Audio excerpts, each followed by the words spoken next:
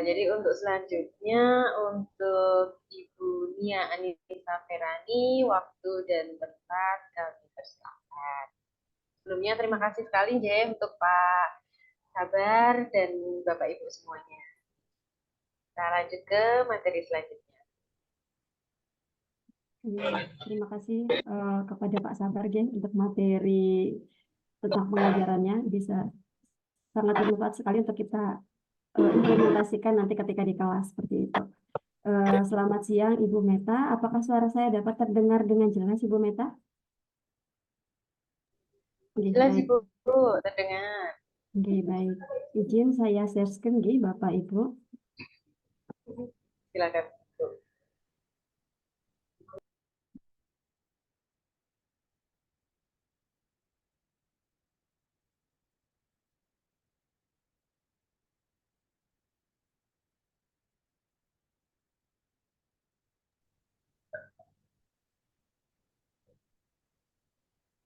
Hmm.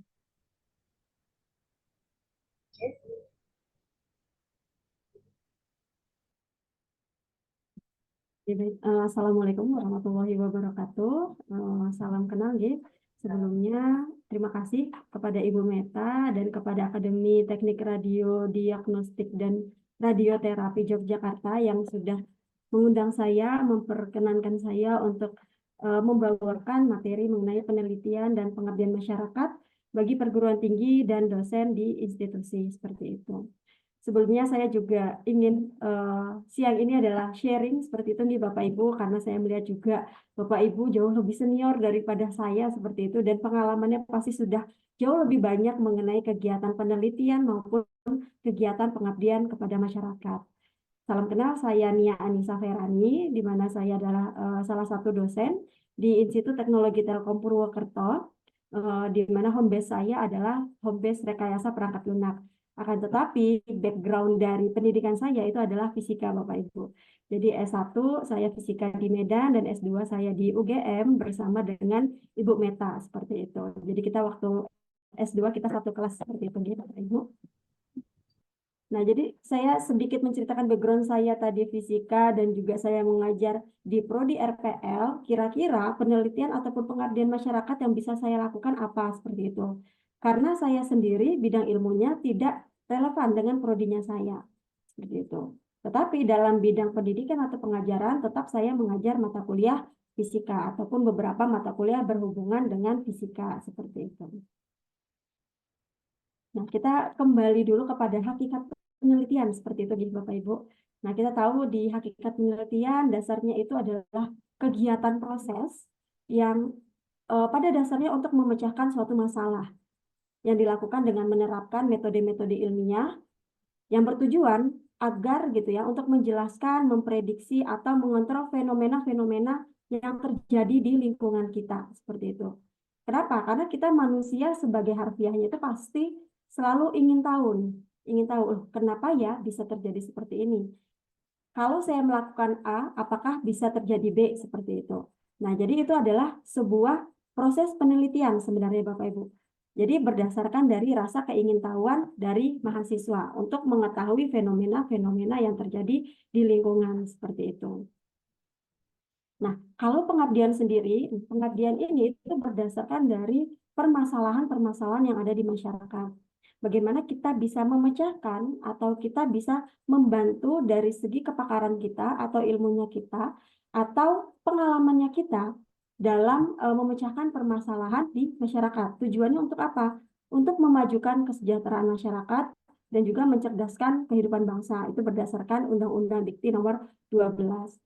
Tetapi untuk pengabdian sendiri itu sebenarnya sudah ada beberapa tahap hingga sampai saat ini Bapak Ibu. Jadi ada pengabdian tahap yang pertama itu dulu masih mengenai eksplorasi permasalahan. Jadi ketika kita mau memulai kegiatan pengabdian, pasti kita mulai dengan suatu masalah.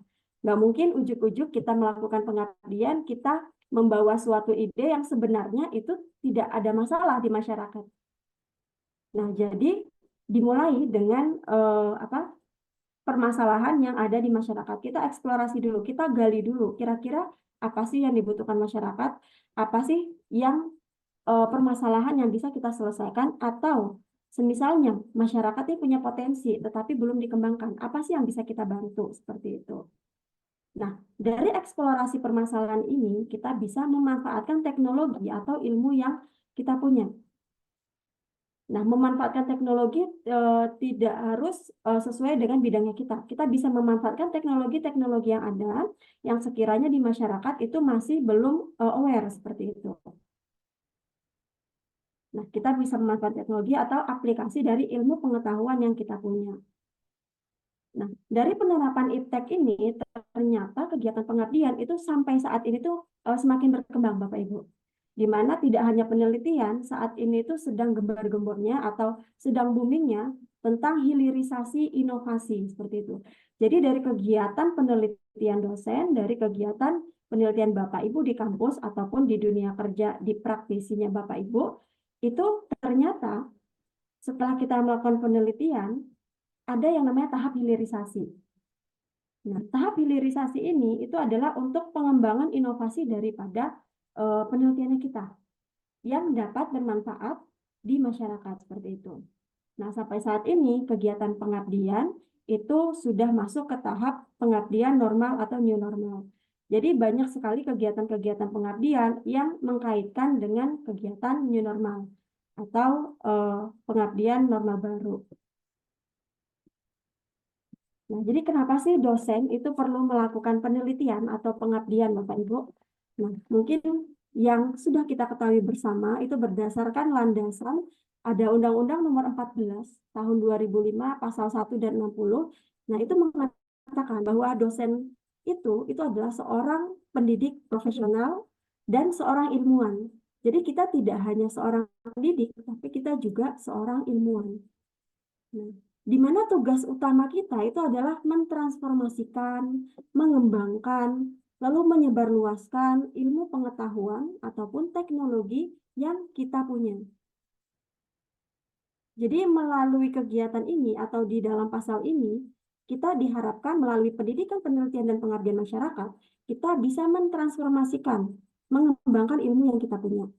Nah, kalau di pasal 60 itu menyatakan bahwa pelaksanaan pendidikan, penelitian, dan pengabdian kepada masyarakat itu adalah tugas keprofesionalan seorang dosen, dan itu adalah kewajiban seorang dosen, seperti itu, Bapak Ibu. Nah, lalu ada juga mengenai Undang-Undang Nomor 20 Tahun 2003 itu menyatakan bahwa perguruan tinggi itu wajib ya mendukung kegiatan Tridharma.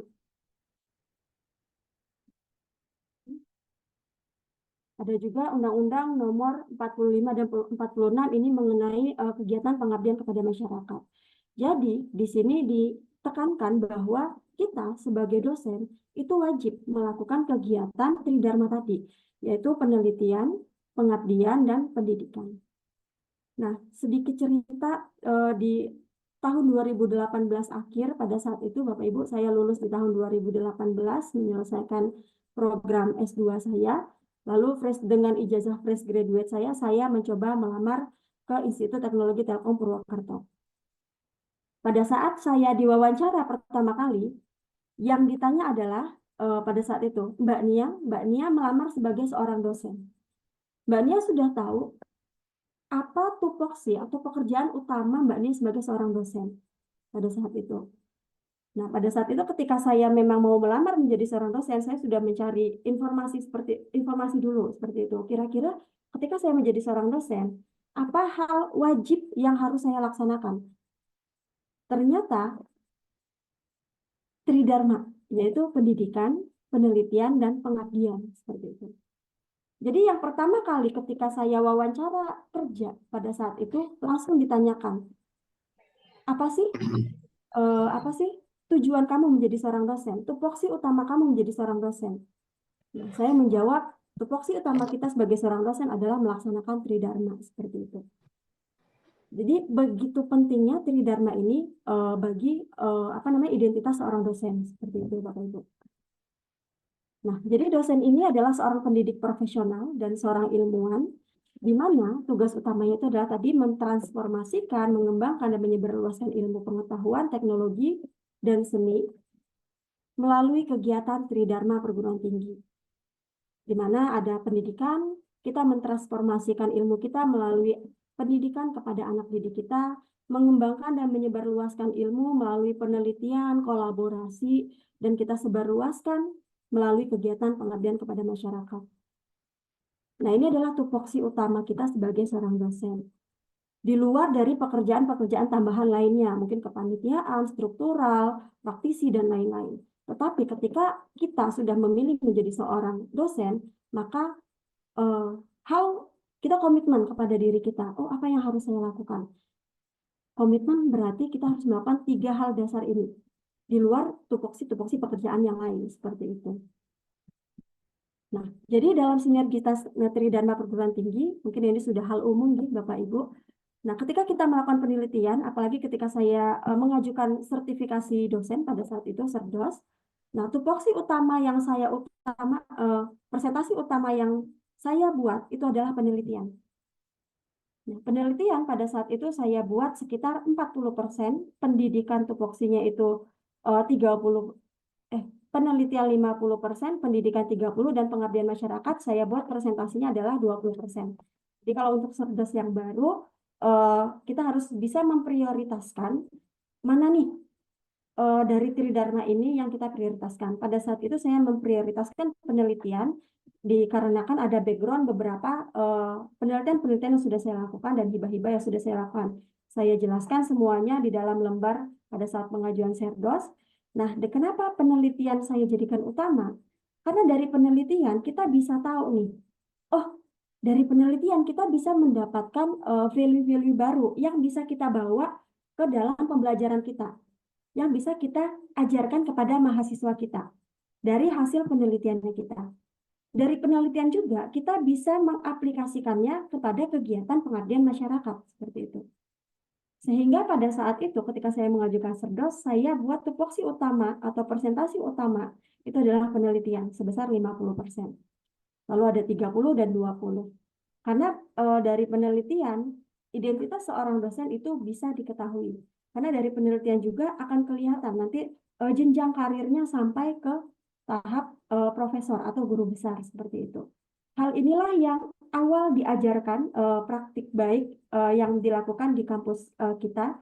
Hal ini yang pertama kali diajarkan, belum ada seminggu kita menjadi dosen pada saat itu. Jadi dosen-dosen baru dikumpulkan, dijelaskan mengenai Tridharma ini. Lalu dijelaskan mengenai jenjang karir yang harus kita lampaui hingga ke guru besar. Serta target-target apa yang harus dilakukan agar jenjang karir kita tadi itu sesuai dengan Renstra atau rencana strategis perguruan tinggi seperti itu. Nah, adapun dari kegiatan ini, penelitian, pendidikan, dan pengabdian masyarakat, itu sangat berdampak sekali. Saya merasakan sekali Bapak Ibu terhadap pengembangan karir dan kesejahteraan para dosen seperti itu. Kenapa? Karena dengan kegiatan ini, 3 kegiatan ini, kita pasti nanti akan mengajukan yang namanya jabatan fungsional. Lalu kita juga setelah kita kita sudah dalam tahap jabatan fungsional tertentu, kita bisa mengikuti beberapa skema-skema hibah penelitian ataupun pengabdian masyarakat seperti itu. Jadi sangat berdampak baik sekali apabila kita tetap mengutamakan Tridharma kita sebagai seorang dosen seperti itu. Nah, pada tahun 2018 berdasarkan Kemenristek Dikti di tahun 2018, indikator performa perguruan tinggi dari 5 indikator itu 2 adalah penelitian dan pengabdian masyarakat dan ada inovasi. Jadi inovasi sekarang memang sedang digalakan ya Bapak Ibu. Jadi tidak hanya kegiatan penelitian dan pengabdian masyarakat, tetapi kita juga menggalakkan sekarang yang namanya inovasi, yaitu riset terapan kepada masyarakat. Nah, jadi dari 5 indikator ini, itu 2 berkaitan dengan kegiatan penelitian, riset, dan kegiatan pengabdian masyarakat. Lalu, sekarang ini di kurikulum Merdeka seperti itu, ada 8 IKU, indikator kinerja utama perguruan tinggi. Nah, di mana dalam kegiatan penelitian dan pengabdian masyarakat, nah itu dilihat dari kualitas dosen dan pengajar. Nah, jadi kegiatan penelitian dan pengabdian masyarakat kita itu sangat berpengaruh sekali terhadap indikator kinerja utama perguruan tinggi. Dan performa perguruan tinggi itu salah duanya dari tadi pendidikan gitu ya, penelitian dan pengabdian masyarakat itu sangat dilihat untuk indikator tidak hanya pemeringkatan kampus, tapi ketika Bapak Ibu mengajukan hibah itu pasti dilihat skor Sintanya. Skor Sinta didapatkan dari mana? Dari kegiatan-kegiatan Tridharma kita. Utamanya adalah penelitian dan pengabdian kepada masyarakat. Nah, dalam kegiatan penelitian, nah mungkin ini sudah umum ya Bapak Ibu, ada yang namanya tingkat kesiapan teknologi atau TKT. Jadi ketika kita mengajukan kegiatan penelitian, khususnya hibah, kita harus tahu dulu tingkat kesiapan penelitian kita itu berada di TKT mana atau di TRL mana seperti itu. Untuk apa? Agar kita bisa tahu, bisa mengikuti skema-skema penelitian apa saja. Jadi TKT itu mulai dari TKT 1 hingga TKT 9, seperti itu nih Bapak Ibu. Nah, di mana TKT 1 ini biasanya masih tahap praktikum, di mana ada sebuah prinsip dasar, kita teliti, lalu kita buat laporan. Nah, itu masih tahap TKT 1. Jadi tahap praktikum saja atau praktek saja. Lalu untuk TKT 2 itu kita mulai memformulasikan konsep sebuah teori seperti itu. Kita masuk ke dalam tahapan penelitian TKT 2. Lalu untuk TKT 3 itu adalah tujuannya adalah untuk pembuktian konsep. Jadi pembuktian konsep kita melakukan eksperimen dan kita analisis. Berarti kita masuk ke tahapan di TKT 3. Biasanya penelitian dasar itu ada di tahapan TKT 1 sampai 3. Nah, ketika Bapak Ibu sudah mulai memvalidasi hasil kegiatan, nah validasi ini biasanya dilakukan di tahapan lingkungan laboratorium atau uji coba. Maka itu sudah naik ke level TKT 4. Nah, ketika Bapak Ibu sudah melakukan tadi pengujian di laboratorium atau uji coba di TKT 4, ketika sudah mencoba untuk mengaplikasikannya di suatu lingkungan yang relevan, maka itu masuk ke dalam TKT 5. Nah, setelah mencoba di lingkungan relevan, kita membuat prototipe, dari penelitian kita, itu masuk ke dalam TKT 6. Jadi TKT 1 sampai TKT 6 itu tahapan penelitian awal. Nah, tahapan penelitian lanjutan atau yang sering disebut sebagai inovasi, seperti itu Bapak Ibu, itu berada di TKT 7, 8, 9. Di mana di TKT 7 kita sudah mulai mendemonstrasikan prototipe kita ke lingkungan yang sebenarnya atau menggunakan aplikasi yang sebenarnya. Di TKT 8, untuk memvalidasi hasil dari penelitiannya kita melakukan uji. Jadi ada uji kelayakan dan lain-lain. Berarti kita sudah sampai di tahap TKT 8, sehingga nanti di TKT 9, penelitian atau produk yang kita hasilkan itu sudah benar-benar teruji dan terbukti keberhasilannya dan sudah bisa dipasarkan seperti itu. Nah, ini adalah 9 tingkatan daripada kegiatan penelitian. Nah, kalau kegiatan pengabdian masyarakat berbeda lagi. Kita harus berasal atau berawal dari situasi atau permasalahan yang ada di masyarakat. Jadi, nggak mungkin ujuk-ujuk kita misalnya punya alat nih pencacah sampah. Lalu alat pencacah sampah ini mau kita aplikasikan ke sebuah komplek tertentu gitu ya. Nah, yang sebenarnya komplek itu tidak membutuhkan. Nah, jadi untuk kegiatan kepada masyarakat, kita mulai dari analisis situasi masalah dulu yang ada di masyarakat. Lalu, dari situ kita coba memecahkan, oh solusi yang bisa kita lakukan apa? Untuk permasalahan atau potensi, sebenarnya di masyarakat ada potensi tetapi belum terlihat. Nah, kita bisa membuat solusinya. Solusi ini tidak ujuk-ujuk kita buat sendiri, tidak. Kita tetap kolaborasi terhadap mitranya kita. Mitranya kita bisa desa, bisa masyarakat, bisa juga tidak hanya masyarakat, tapi dunia industri. Nah, setelah itu, setelah kita membuat solusi bersama, kita bicarakan bersama, lalu kita mulai implementasi melalui teknologi tepat guna. Nah, di sini baru kita bisa menerapkan teknologi yang kita punya seperti apa. Setelah kita penerapan, dalam kegiatan pengabdian masyarakat, tentu kita harus mensosialisasikan, lalu kita melakukan pelatihan dan pendampingan. Yang 3 ini tidak bisa lepas, gitu Bapak Ibu. Kita tidak bisa hanya melakukan sosialisasi saja atau pelatihan saja, tapi kita harus juga melakukan pendampingan kepada mitra. Agar apa? Agar mitra ini nanti bisa mandiri setelah program kita berhenti atau program pengabdian masyarakat kita sudah selesai, mitra itu sudah bisa mandiri.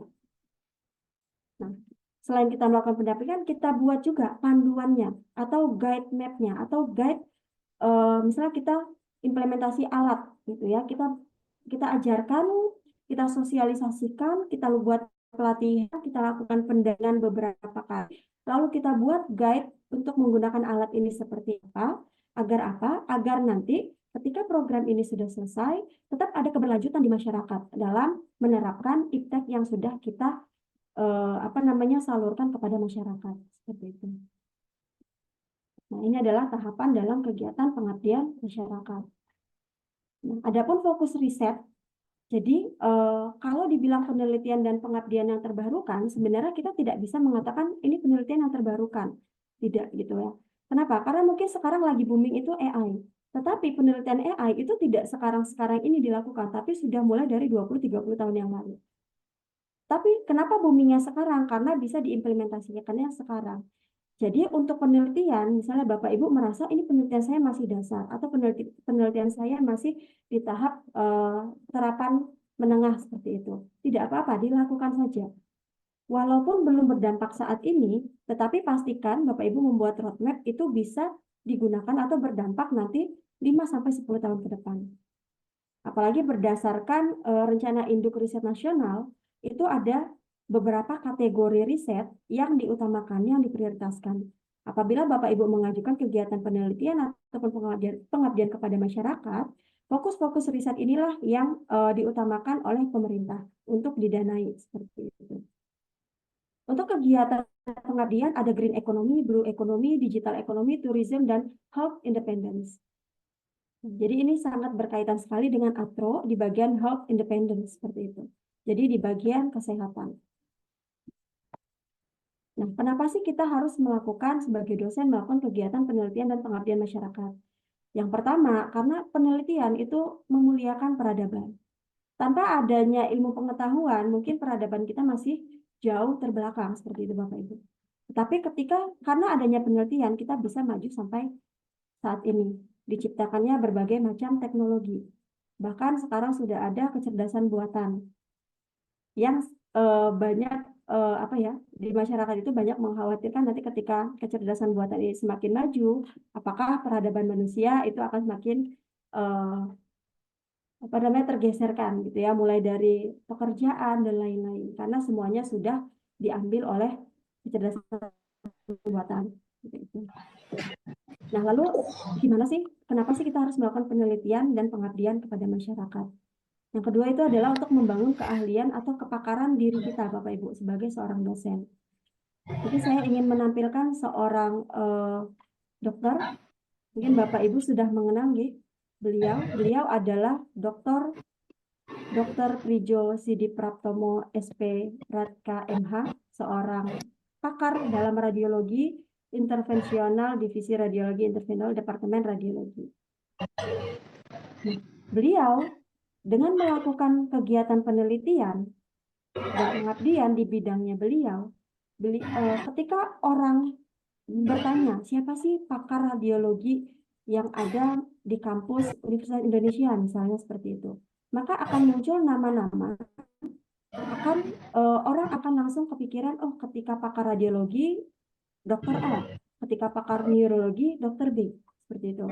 Ketika pakar mungkin kreatif placemaking, Bapak C. Nah, jadi ketika kita melakukan penelitian dan pengabdian, kita membentuk image-nya kita, Bapak Ibu.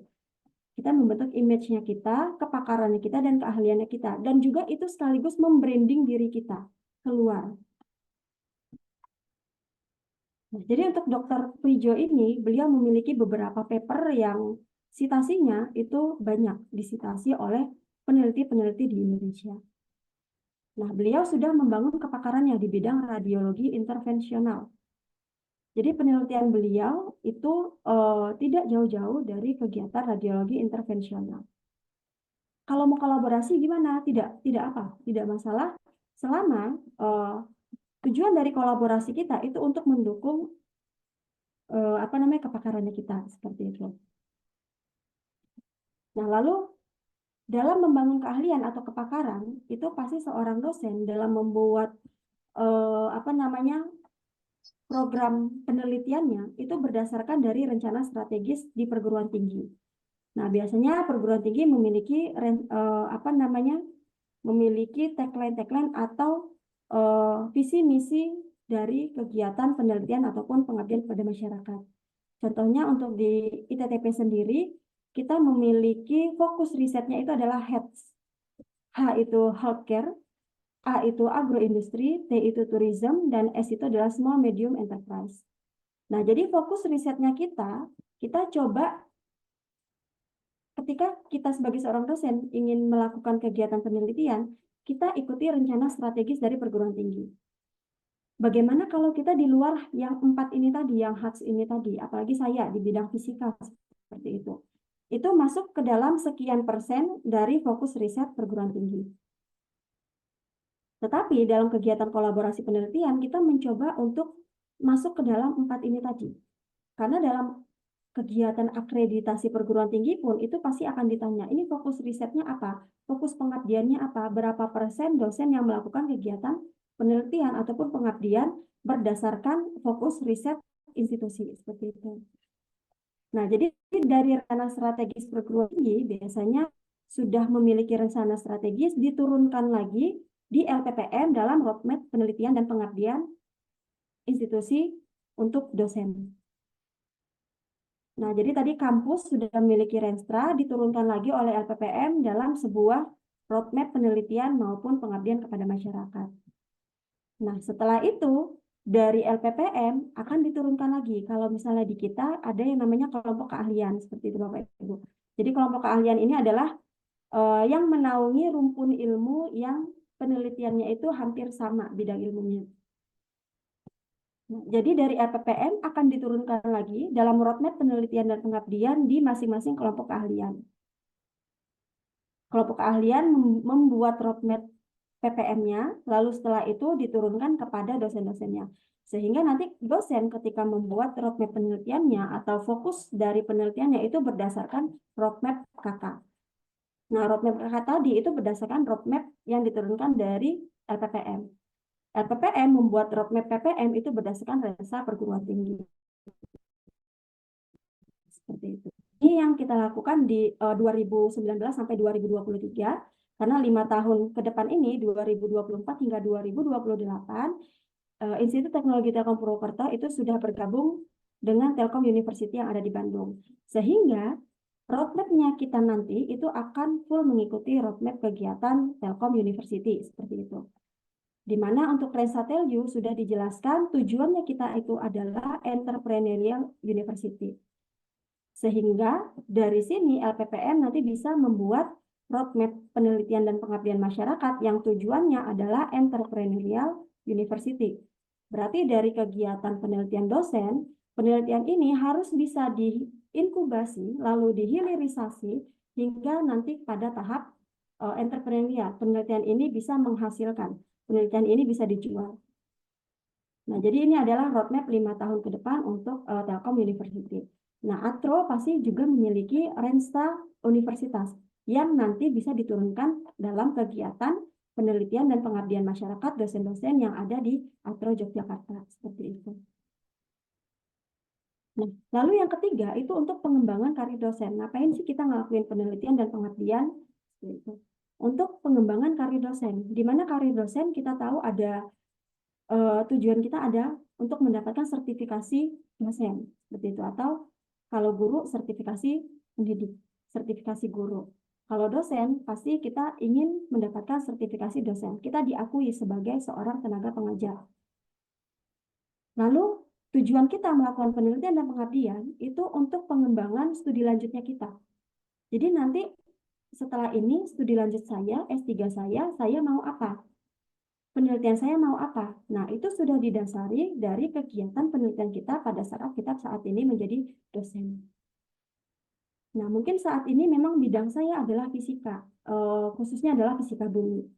Nah, akan tetapi karena berdasarkan Renstra institusi, maka saya berkolaborasi dengan beberapa teman di bidang IT.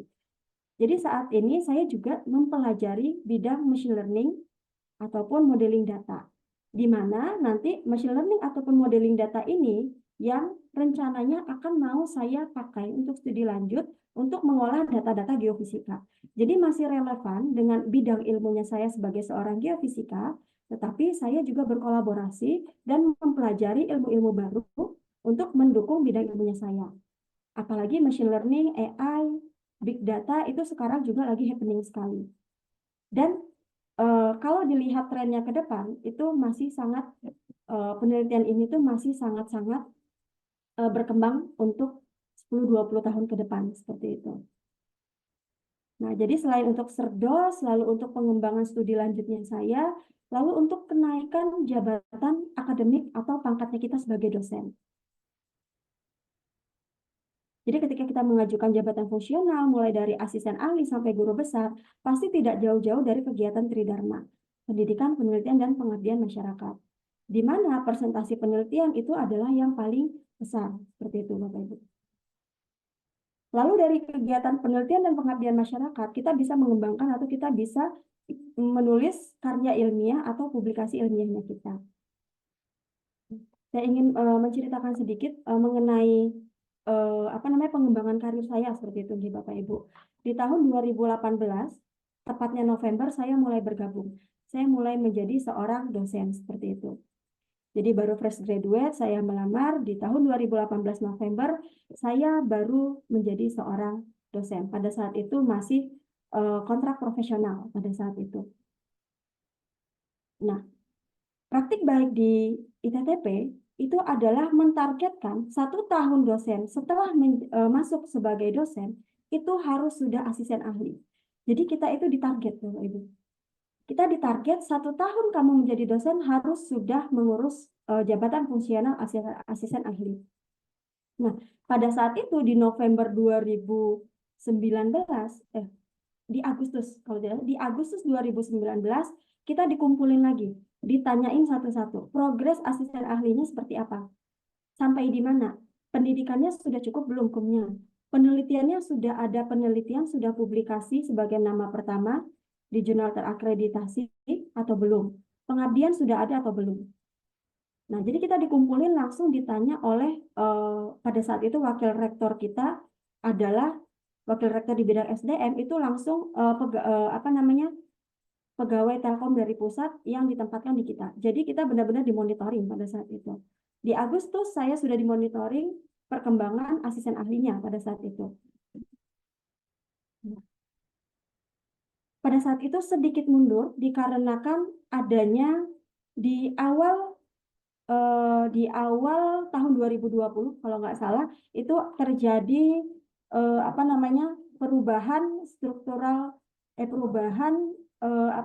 penilaian dan juga perubahan sistem di sistem LLDP. Waktu itu kita menggunakan si Jago. Sehingga di awal tahun sampai Februari itu ditutup. Jadi kita mengajukan itu pada saat itu kita mengajukan di bulan November itu kita sudah mulai menyusun berkas-berkas asisten ahli. Lalu Desember submit, ternyata Januari Februari itu terjadi tutup ya dari sistem si Jago. Akhirnya di Maret baru keluar SK asisten ahli. Dan ini sudah lambat seperti itu Bapak Ibu. Padahal di target itu 1 tahun kamu sudah harus asisten ahli.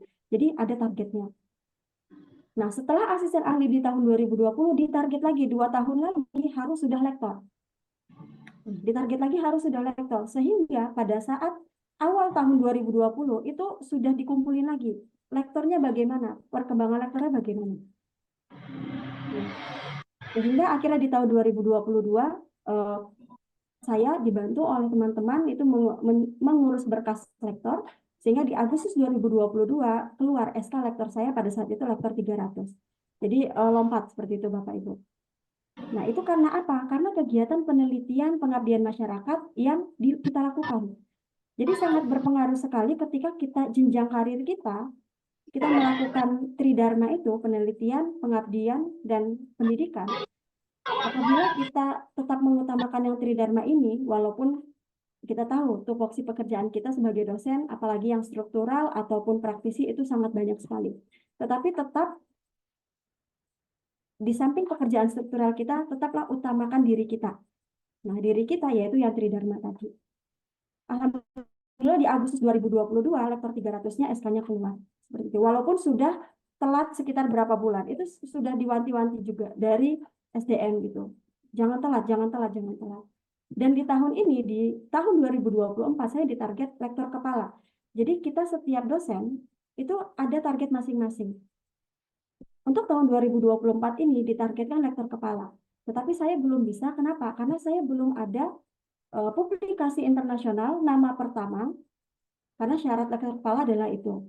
Nah, tahun ini berarti target saya, baik dari LPPM maupun institusi, yang pertama saya harus lektor kepala, yang pertama saya harus ada publikasi internasional nama pertama, yang kedua target saya yang ditarget oleh LPPM adalah saya harus menjadi ketua dalam kegiatan pengabdian kepada masyarakat hibah dari Dikti, yang ketiga target lektor kepala, yang keempat itu ditarget proposal S3 sudah harus ada. Jadi setiap dosen ITTP itu memiliki target yang berbeda-beda dan itu dipantau mulai dari kelompok keahlian, LPPM sampai SDM seperti itu. Nah, sehingga di tahun 2022 ketika asisten ahli saya 2020, 2 tahun kemudian saya bisa mengajukan sertifikasi dosen. Nah, lalu untuk studi lanjut, target studi lanjut saya adalah 2025. Dan untuk kegiatan publikasi dan karya ilmiah, dari awal saya menjadi dosen itu ada 22 publikasi karya ilmiah, 12 HKI, dan 1 buku ber-ISBN. Nah, bagaimana saya yang seorang minoritas, karena saya kampus IT, kampus telekomunikasi, itu fisika itu minoritas, seperti itu. Hanya menjadi mata kuliah, bagaimana saya bisa meraih ini, capaian ini. Nah, yang pertama harus ada kolaborasi, Bapak Ibu. Kalau saya hanya melakukan penelitian di bidangnya saya saja, sedangkan teman-teman saya fisika bumi itu hanya sedikit sekali. Di ITTP itu hanya 2 orang saja ya fisika bumi.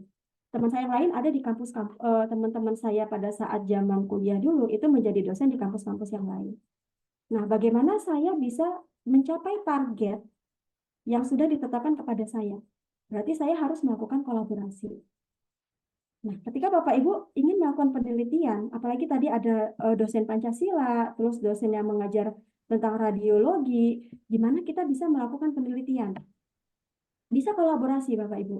Jadi misalnya seperti saya itu di bidang geofisika. Ada, saya pernah mempelajari tentang geomap dan lain-lain. Saya kolaborasi dengan teman-teman dosen di informatika. Kita membuat 3D virtual. 3D virtual untuk apa? 3D virtual untuk memetakan lokasi wisata yang ada di sebuah desa Purbalingga. Kita buat 3D virtualnya, kita kolaborasi, dan kita pengabdian masyarakat. Jadi kolaborasi. Tadi ada contohnya ketika mengajar radiologi atau ketika mengajar teori yang seharusnya mahasiswa itu membutuhkan melihat langsung alatnya, tetapi alatnya tidak ada, itu bisa kolaborasi juga Bapak Ibu. Sekarang itu lagi booming yang namanya VR atau AR. Nah, di mahasiswa itu biasanya penelitiannya atau penelitian mahasiswa itu banyak menggunakan VR atau AR. Jadi mereka pembelajaran, misalnya materi kimia tentang apa, mereka buat dalam bentuk VR. Lalu dalam bentuk VR itu dibuat aplikasinya, nanti ada games-gamesnya, sehingga pelajar-pelajar yang nanti menggunakan aplikasi VR tersebut itu lebih tertarik dan lebih memahami lagi mengenai materi yang dipelajari. Nah, apalagi tadi alat-alat radiologi atau misalnya tadi belajar tentang otak, gimana dalamnya otak, itu bisa kolaborasi Bapak Ibu dengan dosen-dosen IT untuk membuat sebuah simulasi dalam bentuk aplikasi atau VR seperti itu. Nah, jadi kolaborasi ini sangat penting dalam kegiatan penelitian. Karena saya sendiri merasakan kalau saya tidak berkolaborasi dengan teman-teman yang ada di ITTP, itu pasti saya tidak bisa melakukan penelitian ataupun kegiatan pengabdian masyarakat. Seperti itu. Nah, lalu ada support system. Nah, support system inilah yang sangat mendukung sekali untuk jenjang karir para dosen. Support systemnya apa? Misalnya tadi setiap dosen itu ditarget. Nah, kita sebagai dosen ketika ditarget dari institusi ataupun universitas melakukan penelitian, pengabdian, dan pengajaran, itu sebenarnya untuk kebaikannya kita juga, Bapak Ibu. Kenapa? Karena kita merasakan sendiri ketika kita ditarget, kalau kita tidak ditarget, kita pasti ya sudah. ya udah aku penelitian nanti saja. Ya udah aku penmasnya nanti aja. Kalau misalnya ada hal urgent atau penelitian kalau aku misalnya kalau saya misalnya mau mengajukan jabatan fungsional baru saya melakukan penelitian. Nah, tidak bisa. Jadi ketika kita melakukan penelitian dan pengabdian itu jangan berdasarkan momen-momen tertentu, tetapi lakukan terus-menerus Bapak Ibu. Lakukan terus-menerus. Kenapa? Ketika kita ingin melakukan ke jenjang yang berikutnya, kita sudah ada bekal. Jadi tidak sistem kebut semalam seperti itu. Jadi support system ini tidak hanya dari institusi, tetapi dari diri sendiri kita juga harus sudah komitmen. Oh, kita ditarget nih. Kalau kita ditarget, berarti kita harus melaksanain. Jadi kita melaksanain kegiatan ini, yang untung tidak hanya institusi, tidak. Tetapi kita juga diuntungkan sebagai dosen. Yang pertama membangun karir kita, yang kedua pengembangan karir kita juga. Jadi ini sangat-sangat benar-benar mendukung sekali. Nah, jadi support system itu tidak hanya dari diri sendiri, lingkungan maupun institusi. Seperti itu. Nah, jadi mulai di saat ini Tridharma ini, walaupun saat ini saya ada pekerjaan struktural di kampus, tetap mengutamakan yang namanya Tridharma. Karena ketika saya sudah tidak menjadi struktural, saya menjadi dosen biasa lagi, pasti saya tetap melakukan Tridharma. Jadi jangan sampai strukturalnya saya ini itu mengganggu Tridharmanya saya, seperti itu. Nah, dalam sinergi Tridharma, baik kegiatan pendidikan, penelitian, dan pengabdian masyarakat, jadi selain tadi kita berkolaborasi, lalu ada support system, nah kementerian atau pemerintah kita itu sudah memberikan kemudahan-kemudahan Bapak Ibu dalam kita melakukan kegiatan pendidikan khususnya MBKM, lalu kegiatan penelitian dan kegiatan pengabdian masyarakat melalui hibah-hibah. Ada competitive fund, ada matching fund, untuk pengabdian masyarakat ada banyak skema, ada juga kosa bangsa yang bisa kolaborasi dengan kampus pendamping dan kampus pelaksana. Jadi dari pemerintah itu sangat difasilitasi sekali, tinggal kitanya yang mau mengambil kesempatan itu. Apalagi ini awal tahun, sebentar lagi akan dibuka kegiatan hibah penelitian maupun pengabdian kepada masyarakat. Kalau Kedereka kemarin baru tutup ya, 31 Januari nih Bapak Ibu. Untuk kegiatan Kedereka batch 1 di akhir tahun 2023, batch 2 kemarin sudah tutup di tahun di bulan Januari, tanggal 31 Januari. Semoga nanti ada Kedereka batch 3, seperti itu. Nah, Kedereka ini sudah tingkatan di atas penelitian dan pengabdian masyarakat. Jadi Kedereka itu kita mengimplementasikan ilmu kepakaran kita di masyarakat, budi, ataupun pemerintah, seperti itu. Jadi melakukan kolaborasi, matching dana gitu ya. Jadi dananya nggak hanya dari kementerian, tetapi juga dari mitra, satu-satu seperti itu. Nah, jadi pemerintah kita sudah sangat mendukung sekali Tridharmanya kita. Mulai dari pendidikan, hibah-hibah MBKM banyak sekali, mulai dari hibah untuk personal dosen, prodi, fakultas maupun perguruan tinggi untuk mendukung MBKM. Hibah penelitian kompetitifan banyak sekali skemanya, Bapak Ibu bisa sesuaikan dengan dengan skor sintanya Bapak Ibu gitu ya, jangan available atau tidak mengikuti skema-skema yang ada di competitive fund. Ada juga matching fund Kedereka untuk pengabdian masyarakatnya, ada competitive fund-nya juga, lalu ada kosa bangsa. Jadi ini awal tahun, monggo bisa ditangkap peluang ini seperti itu Bapak Ibu. Nah, saya ingin sedikit bercerita nih Bapak Ibu, ini sekedar sharing saja. Jadi ini kegiatan saya di 2018 akhir, itu saya November 2018 menjadi dosen baru pada saat itu. Saya belum mengerti apa itu penelitian untuk dosen pengabdian masyarakat maupun pengajaran, saya masih belajar, masih newbie banget pada saat itu. Tetapi karena ada support system yang mendukung untuk kegiatan Tridharma, maka di tahun 2019 pada saat itu klaster perguruan tinggi kita masih binaan pada saat itu. Sehingga di tahun 2019, alhamdulillah bisa lolos untuk skema PDP, penelitian dosen pemula, dengan pendanaan sekitar 18.500.000 dari kementerian. Itu saya sebagai ketua, yaitu sesuai dengan bidang ilmu saya geofisika pada saat itu. Lalu saya juga berkolaborasi dengan teman saya, fisika juga. Saya sebagai anggota, beliau sebagai ketua, lolos di tahun yang sama, PDP, yaitu Perancangan Sistem Monitoring Konduktivitas dan Padatan Terlarut PDAM Banyumas, berbasis IoT.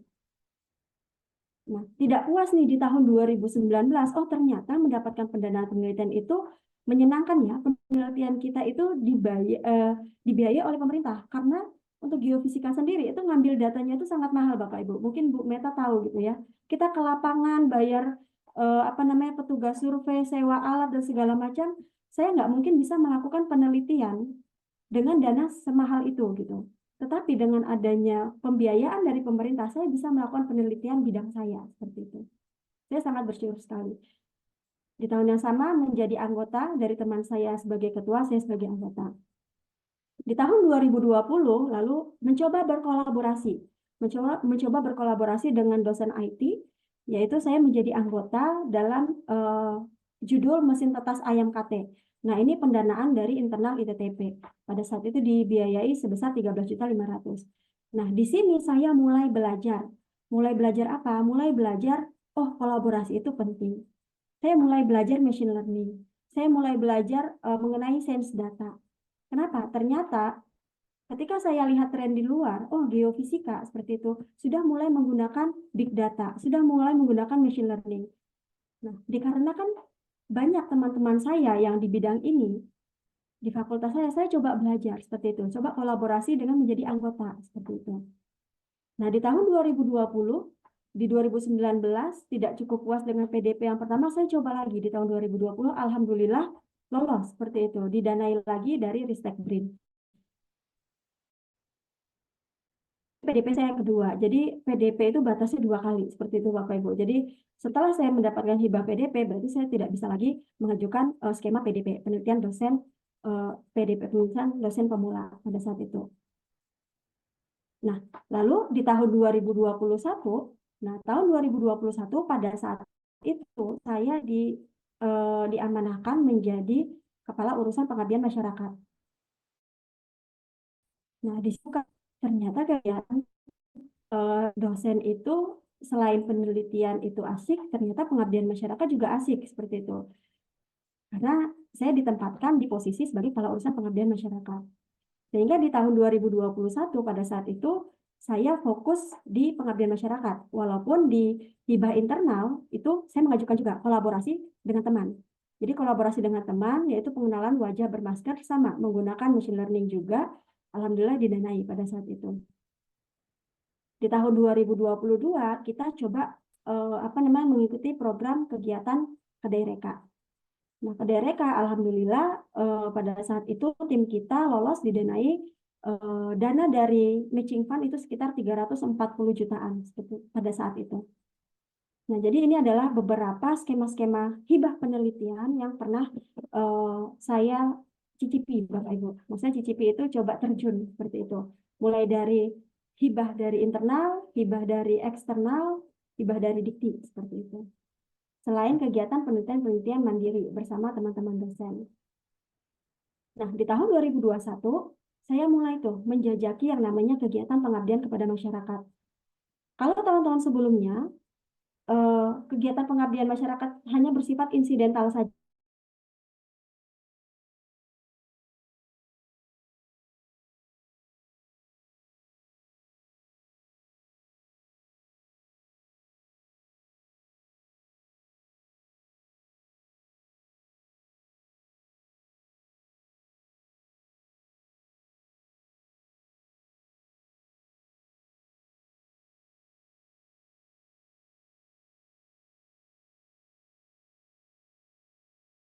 Coba ajak seluruh kakak, coba ajak dosen-dosen, ayo kita pasti bisa.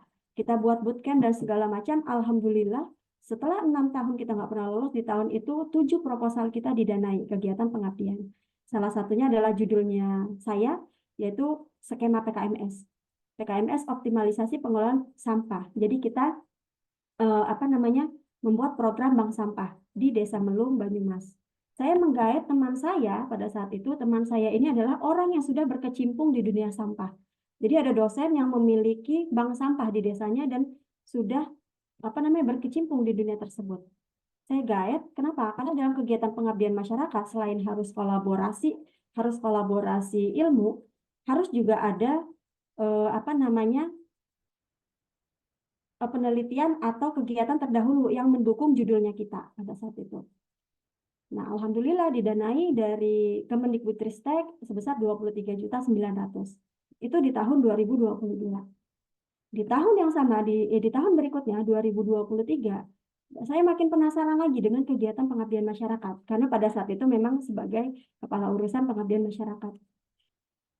Nah, di tahun 2023, kita coba lagi, ngajak lagi. Nah, 2023 ini mungkin sedikit ini di ITTP. Karena kita dari klaster binaan. Nah, dari klaster binaan, karena pada saat itu tahun-tahun sebelumnya kita itu binaan, kita tidak tahu kenapa klasterisasi kita tidak pernah naik, padahal kita selalu melaporin gitu ya, melaporin kegiatan Tridharma kita di Simlitapmas, tetapi tidak pernah naik. Tetapi di tahun 2023, pemeringkatan itu berubah. Pemeringkatan itu berdasarkan klasterisasi Sinta. Sehingga akhirnya kita ajak seluruh dosen untuk melaporkan seluruh kegiatan Tridharma di Sinta masing-masing. Lalu disinkronisasi, alhamdulillah dari klaster binaan di tahun 2023 kita langsung naik di klaster utama. Jadi lompat 3 seperti itu. Nah, kita nggak tahu di tahun-tahun sebelumnya kenapa gitu ya, kenapa kita selalu melaporkan, tetapi itu kan lapornya manual ya pada saat itu Bapak Ibu. Tidak pernah naik klasternya. Tapi di tahun 2023 langsung naik di klaster utama pada saat itu, sehingga skema penelitian kita nggak bisa PDP lagi. Jadi dosen-dosen kita itu tidak bisa lagi mengajukan skema penelitian dosen pemula. Padahal sayang sekali gitu ya kalau misalnya di runtut itu dosen-dosen kita under 40 semua. 25, 25 sampai 35. Hampir 90% dosen kita itu under 40. Sehingga masih dosen-dosen baru tidak bisa mencicipi yang namanya PDP seperti saya dulu pada tahun 2019. Tetapi tidak apa, kita tidak berkecil hati sehingga yang bisa mengikuti kegiatan penelitian di tahun 2023 hanya lektor ke atas. Sedangkan lektor kita masih sedikit, masih 20-an dari sekitar 200 dosen, 30-an lektornya kita. Tidak bisa seluruh dosen mengajukan skema penelitian. Tetapi kita bisa mengajukan skema pengabdian. Nah, dosen-dosen kita yang skor Sintanya 50 ke atas, kita dorong untuk mengajukan skema pengabdian pada saat itu. Jadi alhamdulillah di tahun 2023, di tahun 2022 itu lolos 7 pendanaan, di 2023 itu lolos 15 pendanaan dikti, dan kita mendapatkan peringkat ketiga pada saat itu dalam klaster utama institusi satu-satunya yang masuk ke 5 besar pada saat itu yang mendapatkan pendanaan pengabdian masyarakat terbanyak seperti itu. Nah, di situ salah satu pencapaiannya ada skema PDB, Bapak Ibu. Jadi saya mengajukan 2 skema pada saat itu dengan desa yang sama, karena PDB ini adalah pemberdayaan desa binaan. Sebelumnya kita melakukan kegiatan pengabdian itu sudah pernah di Desa Kedung Benda. Berarti ini desa binaannya kita. Tahun 2023 saya mengajukan 2 judul skema PDB. Judul yang pertama itu tentang pertanian, jadi irigasi tetes nanti menggunakan sistem IoT, jadi monitoringnya berdasarkan sistem IoT. Yang kedua adalah yang creative placemaking. Yang judul yang pertama yang saya ajukan itu tidak lolos, Bapak Ibu. Di situ saya nama pertama, gitu ya. Sedangkan di judul yang kedua, karena tidak bisa lagi nama pertama, saya mengajukan 2 judul. Saya coba menjadi anggota dengan menggaet teman saya itu dalam kegiatan judul yang kedua, yaitu creative placemaking. Saya gaet teman-teman dosen dari desain komunikasi visual yang ahli di bidang creative placemaking. Kita gaet dosen UNES yang ahli di bidang creative placemaking untuk menjadi tim dalam kegiatan skema PDB. Dan alhamdulillah ini adalah skema pertama yang didanai multi tahun, yaitu PDB. Karena sebelumnya PKM dan PKMS saja gitu. Nah, jadi ini adalah beberapa kegiatan penelitian, hibah-hibah penelitian maupun pengabdian yang sudah coba saya cicipi Bapak Ibu selama saya menjadi dosen. Nah, lalu selain hibah penelitian dan hibah pengabdian, juga ada hibah MBKM dari pemerintah. Banyak sekali, ada MSIB, kampus mengajar, macam-macam. Nah, di situ saya juga mencoba gitu ya, mencoba peluang saya, kesempatan saya pada saat itu. Nah, untuk MBKM, saya mencoba menjadi DPL atau dosen pendamping lapangan kegiatan MBKM kampus mengajar. Dan alhamdulillah dari tahun 2022 sampai tahun 2024, saya lolos menjadi DPL di program Kementerian Kampus Mengajar. Di DPL Kampus Mengajar 3, 4, 5, dan 7. Yang 6 saya nggak lolos pada saat itu, saya kurang paham kenapa gitu ya. Mungkin pada saat ujiannya saya kurang ini gitu. Nah, dan yang ketujuh, alhamdulillah tahun ini lolos seperti itu. Nah, jadi kita sebagai dosen bisa memanfaatkan kalau kita tidak punya dana melakukan penelitian, kita merasa ilmu kita stuck, kita sendirian, lalu kita merasa kok kegiatan saya flat saja seperti itu sebagai seorang dosen. Sebenarnya banyak sekali peluang-peluang di luar sana Bapak Ibu. Seperti tadi, mungkin dari ATRO seperti itu nih, ada hibah internal, ikuti saja. Ikuti saja, ajukan saja proposalnya. Lolos nggak lolos, yang penting kita sudah berusaha seperti itu. Kalaupun ini tidak lolos didanai, kita bisa jadikan ini sebagai penelitian mandiri. Nah, ketika penelitian hibah dari kementerian, kita coba juga. Baik penelitian, pengabdian, maupun bagian MPKM pengajarannya. Nah, di sini saya mencoba menangkap semua peluang-peluang yang ada, sehingga untuk apa? Untuk mendukung jenjang karir saya sebagai seorang dosen. Untuk mendukung saya nanti jenjangnya sampai ke lektor kepala dan guru besar. Tetapi tidak lari dari kegiatan penelitiannya. Jadi saat ini saya mencoba belajar mengenai machine learning, modeling data, saya kolaborasi dengan teman saya. Untuk apa? Untuk nanti mendukung paper saya yang akan terbit gitu ya di publikasi internasional untuk mendukung lektor kepala saya dan pendaftaran studi lanjut saya S3 seperti itu. Jadi tidak ada ruginya kalau kita fokus terhadap karirnya kita Bapak Ibu sebagai seorang dosen, yaitu penelitian, pengabdian, dan pendidikan seperti itu. Nah, jadi apa yang bisa kita rangkum seperti itu nih Bapak Ibu di sore hari ini? Yang pertama, komitmen dulu dari diri kita. Ketika saya menjadi seorang dosen, berarti kita harus sudah berkomitmen. Oh, tugas saya sebagai seorang dosen apa? Seperti itu. Oh, saya harus melakukan kewajiban saya, tridharma, di luar kewajiban-kewajiban saya yang lain. Seperti itu. Sesibuk apapun pekerjaan struktural, sesibuk apapun pekerjaan di kampus ataupun di dunia praktisi kita, kita tetap berkomitmen tridharma saya yang utama, seperti itu. Tetap disempat-sempatin, seperti itu Bapak Ibu. Itu ya. Nah, lalu setelah itu kita buat target. Target kita mau kapan nih? Kita mau guru besarnya kapan? Atau kita mau studi lanjutnya kapan? Kita buat target. Untuk apa? Supaya kita bisa membuat peta jalannya kita. Jadi peta jalannya kita ini untuk apa namanya ya? Kita tahu step-step mana yang mau kita lalui seperti itu.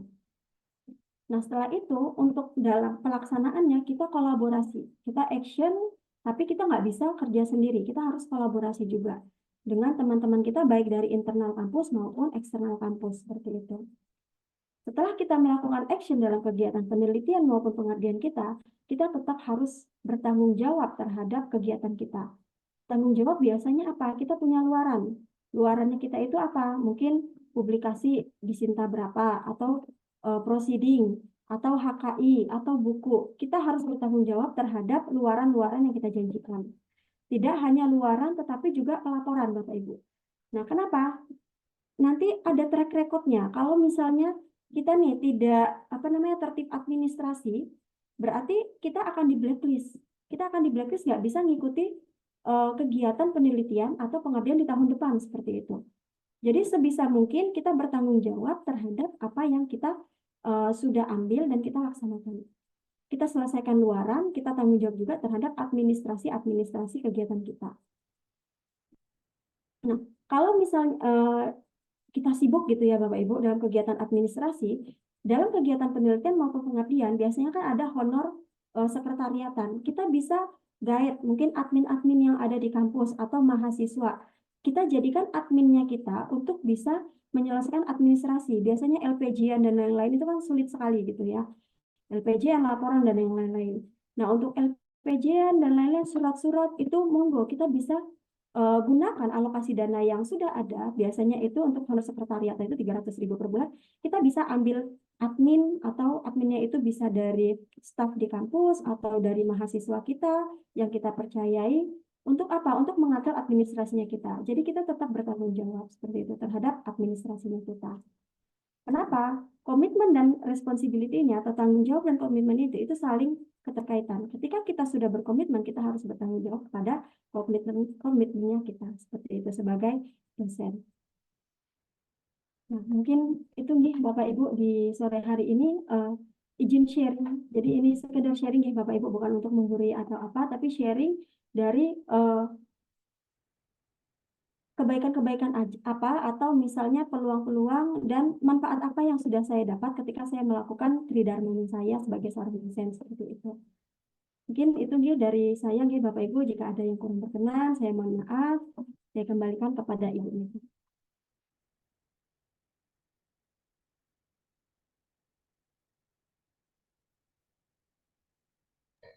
Baik, terima kasih kepada Ibu Nia Safirani atas pemaparan materinya yang sangat sepertinya menampar kami untuk selalu bersemangat dan selalu konsisten atas apa yang sudah kami yakini di awal karir sebagai dosen ya, dunia ya. Selain kita mengajar, jadi kita sebagai dosen itu berkewajiban untuk melakukan penelitian juga pengabdian yang tentunya harus bertanggung jawab terhadap yang kita lakukan ini. Terima kasih banyak atas materinya, Bu Nia. Selanjutnya kita akan memasuki sesi tanya jawab. Apakah dari Bapak Ibu ada yang ingin ditanyakan? Ini mohon maaf karena tadi ada beberapa keterlambatan, jadi kita batasi satu pertanyaan aja. Dari Bapak Ibu mungkin ada yang ingin ditanyakan kepada Ibu Nia?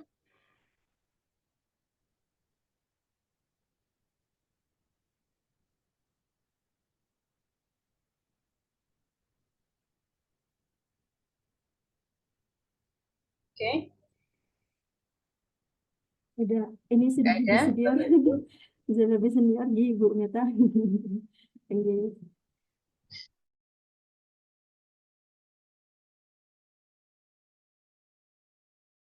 Barangkali Saya ada mungkin atau malah, oh ya ini siapa dari Pak, siapa aja?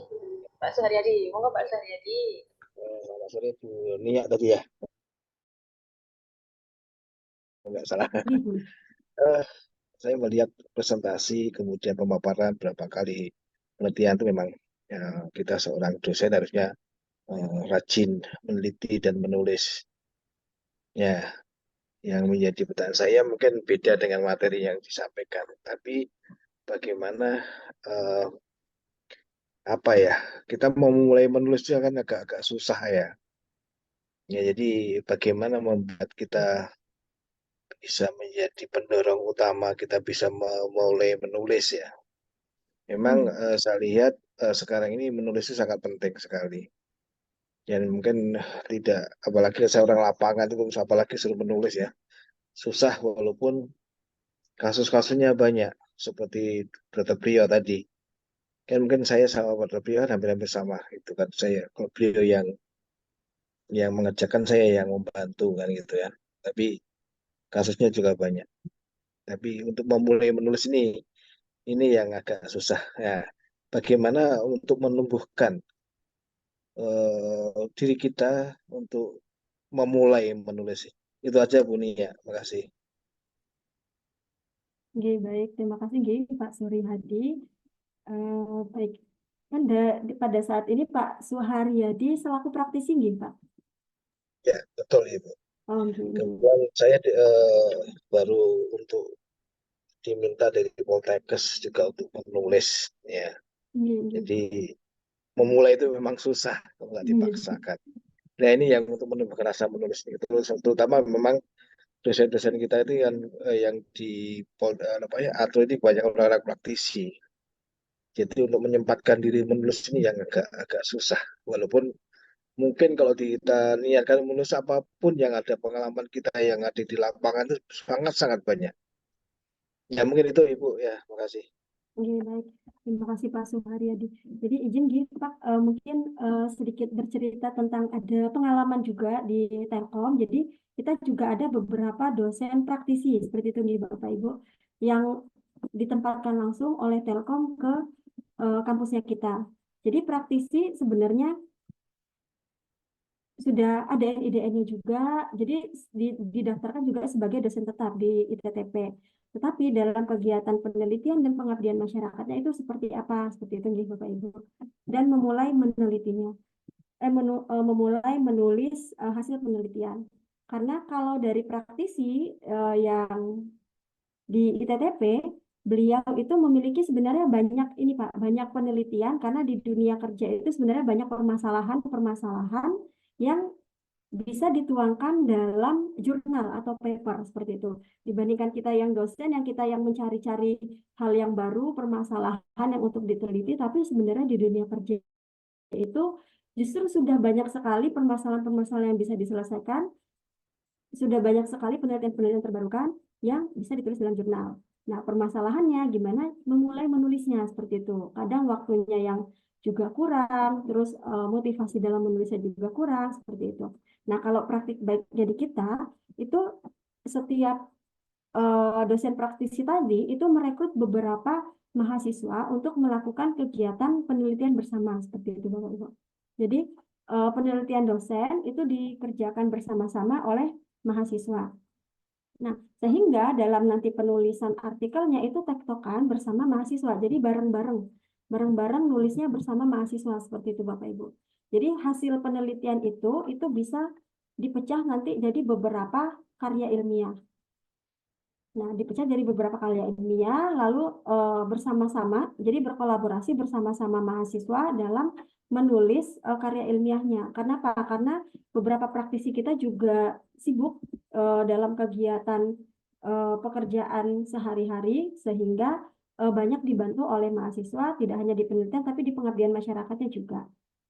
Nah, tapi di kita itu dosennya tetap wajib melakukan pengabdian masyarakat minimal 1 kali 1 semester. Jadi wajib datang atau melakukan pengabdian di mana, atau biasanya praktisi itu kan jadi pembicara atau narasumber itu sudah menjadi kegiatan pengabdian masyarakat. Tapi kalau untuk penelitiannya menggait asisten atau mahasiswa yang diajak kolaborasi bersama, eh, ide penelitian maupun nanti kegiatan penelitiannya dilakukan bersama dan nanti penulisannya itu bersama seperti itu Pak. Jadi tidak terlalu berat bagi para praktisi untuk harus stay nulis apa namanya? Stay nulis hasil dari kegiatan penelitian. Jadi apalagi dalam kegiatan penelitian itu kita harus riset-riset dulu untuk penelitian-penelitian terdahulu. Nah, itu bisa dibantu oleh mahasiswa dalam apa namanya? Studi studi apa studi teorinya itu bisa dibantu oleh mahasiswa mereview beberapa jurnal lalu dirapatkan bersama hasil review jurnalnya untuk sebagai landasan teori dalam penulisan papernya seperti itu. Jadi untuk papernya ini sebenarnya kolaborasi Pak. Jadi memang kalau untuk dosen-dosen praktisi lebih banyak berkolaborasi atau dibantu oleh staf maupun mahasiswa-mahasiswa seperti itu. Mungkin bisa diterapkan seperti itu, Pak Suharyadi, untuk kegiatan menulis artikelnya. Jika dirasa ini tuh masih masih sulit seperti itu. Terima kasih. Sampun Pak Suharyadi. Nggih, sampun, matur nuwun. Terima kasih kepada Bapak Ibu. Jadi kembali kita ingat lagi bahwa poin penting dari melakukan penelitian ataupun pengabdian ini adalah kolaborasi. Jadi kolaborasi dilakukan bisa antar mahasiswa dengan dosen atau dosen dengan praktisi atau ketiganya bisa dilakukan secara bersamaan sehingga nanti mulai dari permasalahan yang ada di masyarakat atau mungkin yang ada di lingkungan kerja nanti bisa dibawa untuk ditulis kemudian nanti direview sehingga nanti bisa dipublikasikan secara bersamaan dengan teman-teman dari praktisi, dosen, ataupun dari mahasiswa. Gitu, J, Bapak Ibu semuanya. Oke, baik. Terima kasih sekali lagi kepada ibunya untuk pemaparan materinya. Terima kasih juga kepada Bapak Ibu peserta. Inilah akhir dari sosialisasi. Jadi mari kita akhiri dengan ucapan Alhamdulillah bersama-sama. Alhamdulillah. Ya, baik. Saya Bapak Ibu sebagai moderator mohon maaf atas kekurangannya dan terima kasih banyak atas perhatiannya, atas waktunya. Kemudian juga kami dari panitia dari kampus Atro juga mengucapkan terima kasih kepada Bapak Ibu narasumber. Sebelum ditutup, bolehkah saya minta foto bersama Bapak Ibu? Bisa dinyalakan kameranya.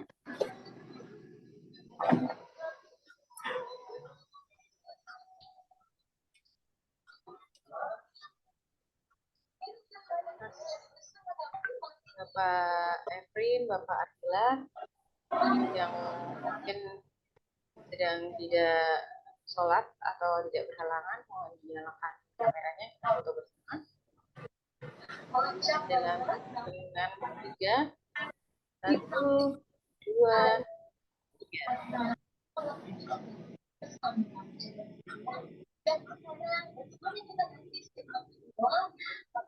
Baik, terima kasih banyak kepada Bapak Ibu atas partisipasinya sekali lagi.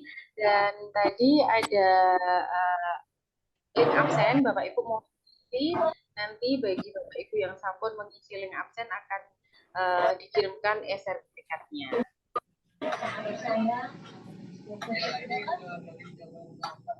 Ya, begitu Bapak Ibu, saya akhiri. Terima kasih. Wassalamualaikum warahmatullahi wabarakatuh. Selamat sore dan selamat belajar. Terima kasih, Mbak Meta. Terima kasih Pak Naryo, Pak Agus. Pak Agus. Sukses. Matur nuwun. Selamat sore. Ya. Pak Selamat Yadi. sore Pak Ali. Terima kasih Pak Sabar, Pak Sugeng, Pak Bambang. Terima kasih Dokter Ria.